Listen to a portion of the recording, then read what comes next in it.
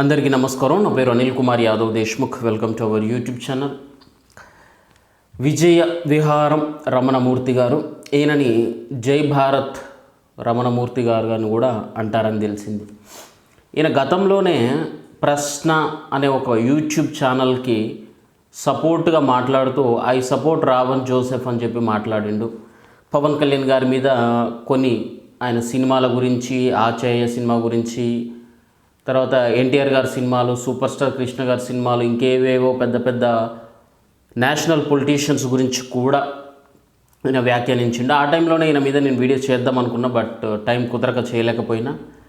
అయితే నిన్ననో మొన్ననో మరి రీసెంట్గానే ఏదో ఇంటర్వ్యూలో కూర్చున్నారు వీళ్ళంతా, ఓ టీవీ ఛానల్లో కూర్చొని మాట్లాడుతూ ఉంటే ఇతని పైన ఒక వ్యక్తి, అతను హిందూ సంఘానికి సంబంధించిన మనిషి తెలియదు, లేదా బీజేపీకి సంబంధించిన ఆర్ఎస్ఎస్ సంబంధించిన మనిషి తెలియదు, ఈయన కూడా హిందూ మతాన్ని అనుసరిస్తున్న వ్యక్తిగానే ఇతను పబ్లిసిటీ చేసుకుంటా ఉన్నాడు ఈ రమణమూర్తి. ఒక్కసారి ఈ వీడియో చూడండి.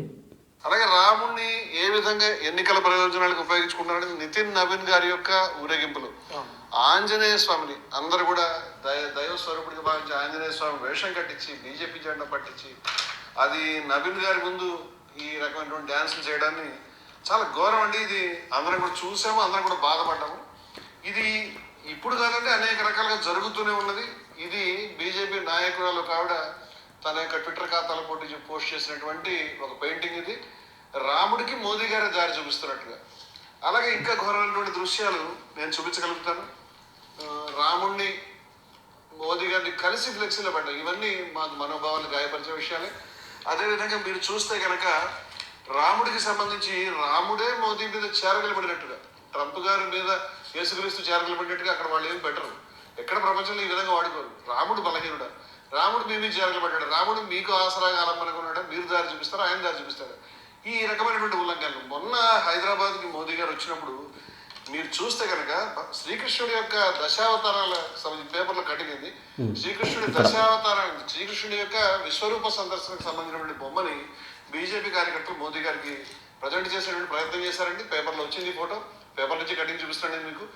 దాంట్లో ఆయన మోదీ గారి ఆ శ్రీకృష్ణుడి తలకాయ తీసి, మొత్తం అన్ని తలకాయలు ఉంచి శ్రీకృష్ణుడి తలకాయ తీసేశారు, తీసి మోదీ గారి తలకాయ పెట్టారు దాంట్లో.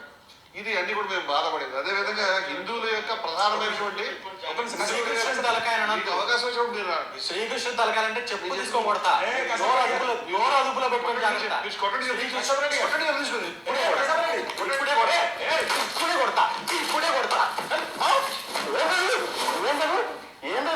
ఏంటది శ్రీకృష్ణ తలకాయ అంటావు, శ్రీకృష్ణ తలకాయ అంటావు, శ్రీకృష్ణ తలకాయ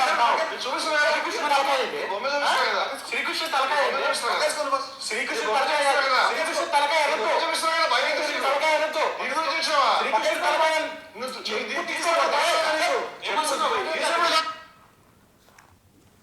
టు బి హానెస్ట్, ఇది తప్పు, చాలా చాలా తప్పు. మరి ఆ ఆర్ఎస్ఎస్ సంబంధించిన మనిషా లేకపోతే అతను ఆ ఇంటర్వ్యూ పూర్తిగా నేను చూడలేదు. కానీ ఈ రమణమూర్తి అనే వ్యక్తి పైన ఒక లైవ్ ఇంటర్వ్యూలో చెప్పు దాడి అనేది మాత్రం చాలా తప్పు. నిజంగా చూస్తూ ఉంటే రమణమూర్తి పైన నాకు కొంత, ఆయన గతంలో ప్రశ్న అనేటోడిని సపోర్ట్ చేసినప్పుడు ఈయన తిక్క మాట్లాడుతూ ఉన్నాడు అనుకున్నా. బట్ ఇట్లాంటి దాడి విషయంలో కూడా ఆయన బెదరకుండా అట్లనే కూర్చున్నప్పుడు, టు బి హానెస్ట్, నాకు ఆ కొట్టిన ఇన్సిడెంట్లో మాత్రం రమణమూర్తి గారి పైన కొంత జాలైతే కలిగిన మాట వాస్తవం.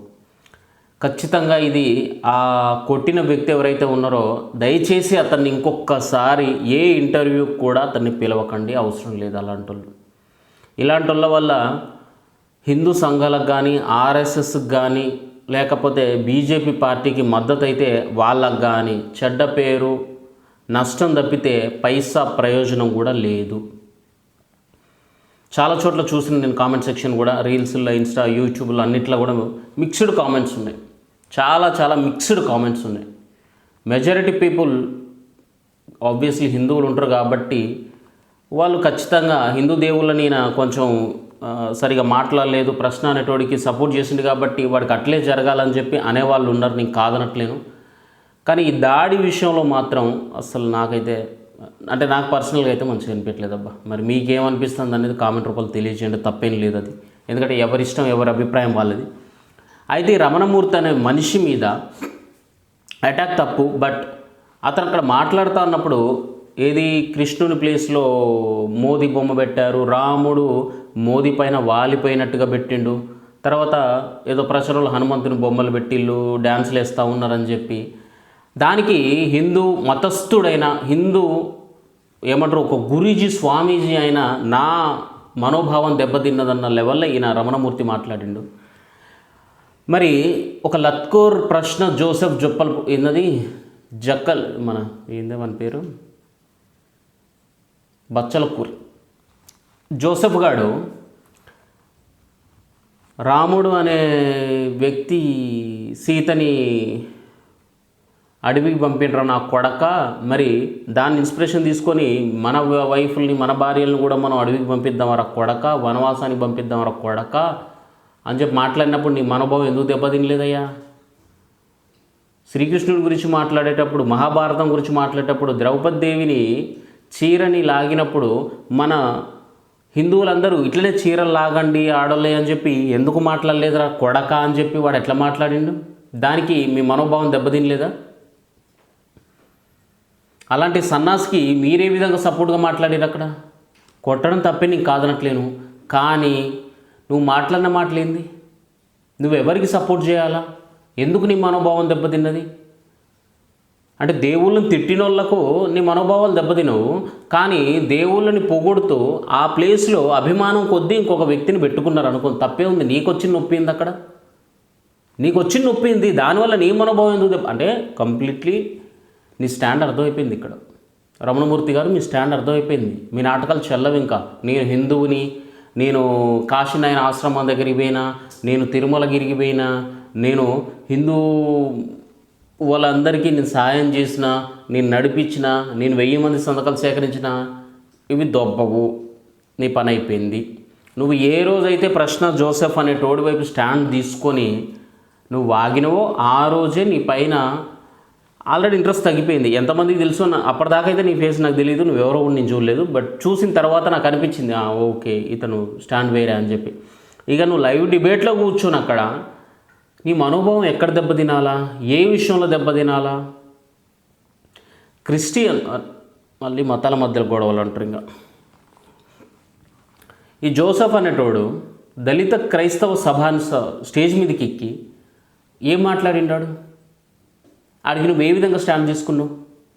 మళ్ళీ ఐ స్టాండ్ విత్ రావణ్ అని చెప్పి మళ్ళీ స్టేట్మెంట్ ఒకటి నీ యదవ మోహానికి కాదంతా మరి ఏమన్నా నాకు తెలియట్లే. కానీ నువ్వు చేసింది ఎంతవరకు కరెక్ట్ అని నీకు అనిపిస్తుంది?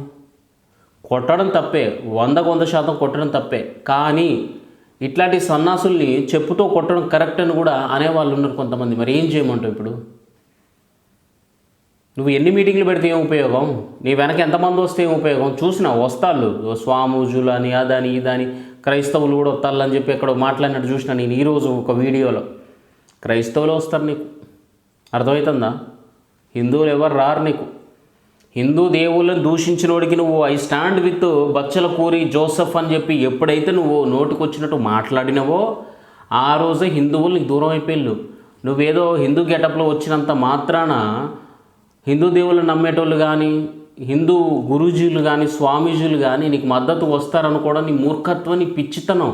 అంటే నాకు అర్థం కాదు. రాజకీయాల కోసం ఇంత నీచం ఎక్కడ ఉండదబ్బా, నిజం చెప్తాను. ఇంత నీచం, ఇంత దుర్మార్గం ఎక్కడ ఉండదు. కేవలం మన మతంలోనే జరుగుతుంది. దరిద్రం కొద్దీ ఇది హిందూ మతంలోనే జరుగుతుంది. దీన్ని వీలైనంత తొందరగా అరికట్టండి. ఏ క్రిస్టియన్ ఇంకొక క్రిస్టియన్ మీదకి వచ్చి మాట్లాడు. మీరు సరిగ్గా గమనిస్తే ఏ పాస్టర్ ఇంకో పాస్టర్ గురించి చీప్గా మాట్లాడు. ఖచ్చితంగా వాళ్ళని వాళ్ళు వెనకేసుకొస్తారు. వాడు లంగైనా, దొంగైనా, వాడు నీచుడైనా, నికృష్టుడైనా, వాడు పాపైనా, హంతకుడైనా, ఏం చేసినా వాళ్ళని వాళ్ళు వెనకేసుకొస్తారు. లైక్ ఈ బచ్చలకూరి జోసెఫ్ అనేటోడిని తులసి చందు అనే ఒక దాని పేరు ఏం పేరు కేథరిన్ అట, అలాంటిది ఎట్లా వెనకేసుకొస్తుందో ప్రతి మతంలో అట్లనే వెనకేసుకొస్తారు. ఒక్క హిందూ మతంలోనే ఇట్లాంటి సన్నాసులు ఇట్లాంటి మీడియా ముఖంగా వచ్చి మాట్లాడినప్పుడు మరి అందరూ శాంతియుతంగా సమాధానం చెప్పలేరు కదా. కొంతమంది ఇట్లా కోపోద్రిక్తులు అయ్యి దాడులు చేసే ప్రమాదం ఉంది. ఖచ్చితంగా దాడిని నేను ఖండిస్తాను, డౌట్ లేదు దాంట్లో. కానీ అట్లా చేయడానికి కారణం మీరు, మీ మాటలు, మీ పద్ధతులు, మీ అలవాట్లు ఇవి మార్చుకోండి గురువుగారు.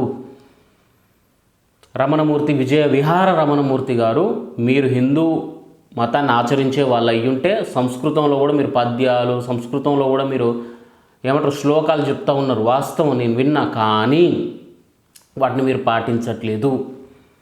దేవుడు బొమ్మ తీసి ఏంది, దేవుడు పేపర్ మీద లేకపోతే ఏదో నోటు మీద అట, దానిపైన కృష్ణుని శిరస్సు ప్లేస్లో మోడీ శిరస్సును పెట్టారంటే ఎవరో అభిమానంతో.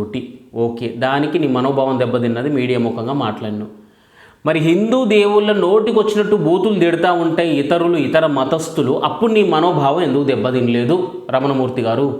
ఈ క్వశ్చన్ నేను కాదు అడగాల్సింది, చాలామంది అడుగు అడుగు అడుగు అడుగు అంటే అడుగుతాను. నిజంగా నీకు నువ్వు హిందువు కదా, కట్టర్ హిందూ అని మాట్లాడుతున్నావు కదా రమణమూర్తి. నీ మనోభావం 500 నోటు మీదనో ఎక్కడో కృష్ణుని శిరస్సు ప్లేస్లో మోడీ శిరస్సును పెట్టినప్పుడు అది తప్పే. అక్కడ నీ మనోభావం దెబ్బతిన్నది. ఓకే, నేను దాన్ని స్వాగతిస్తున్నా, దాన్ని నేను యాక్సెప్ట్ చేస్తున్నా. నా మనోభావం కూడా దెబ్బతిన్నది. ఓకే, మరి ఆ శిరస్సు ప్లేస్లో పేపర్లో మోడీ శిరస్సు పెడితేనే మనోభావం దెబ్బతిన్నది. మరి హిందూ దేవుళ్ళని నోటికి వచ్చినట్టు బూతులు తిట్టే సన్నాసులు నీ చుట్టుపక్కలే బోల్డంతమంది ఉన్నారు. ప్రశ్న, జోసెఫ్ బచ్చలకూరి అనే సన్నాసి నోటికి వచ్చినట్టు మన భగవంతులను తిట్టిండు, మన ఆరాధ్య దైవాలను తిట్టిండు వాడు. మరి అప్పుడు నీ మనోభావం ఎందుకు దెబ్బతినలేదు?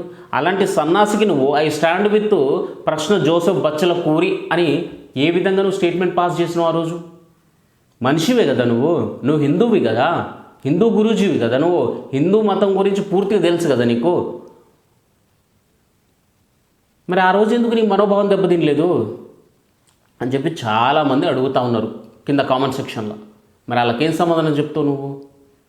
అంటే కేవలం హిందువులపైనే నీ దాడి ఉంటుంది. నాకు అర్థమైన విషయం ఏంటంటే నీకు క్రిస్టియన్లు ఇక్కడ లేకపోతే వేరే మతస్థులు ఎవరు కానీ నీకు శత్రువులు కాదు. ఇక్కడ నీకు మహమ్మదులు కానీ క్రిస్టియన్స్ కానీ నీకు శత్రువులు కాదు. నీకు కేవలం హిందువులలో, హిందూ దేవుళ్ళని ఆరాధించే వాళ్ళలోనే ఏమైనా లోపాలు ఉన్నాయని వెతికే సన్నాసివి నువ్వు, అంతే కానీ హిందూ దేవుళ్ళని నేరుగా టార్గెట్ చేసే వాళ్ళని ఈకను కూడా నువ్వు పీకలేవని అర్థమైపోయింది.